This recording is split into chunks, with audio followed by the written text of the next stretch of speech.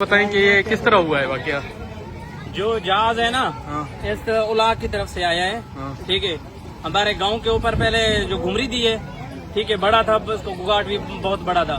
پھر جو ہے نا چھوکرے نہر کی کھاٹی کاٹ رہے تھے ادھر جو ہے جا کے گرا ہے. یہ کون سا ٹائم تھا تقریباً صبح؟ تقریباً 8:30 کا ٹائم تھا. کتنے بندے جم بھاگ ہوئے ہیں، کتنے زخمی ہوئے ہیں؟ ایک شہید ہو گیا ایک زخمی ہے جو ہمارا بڑا ہے.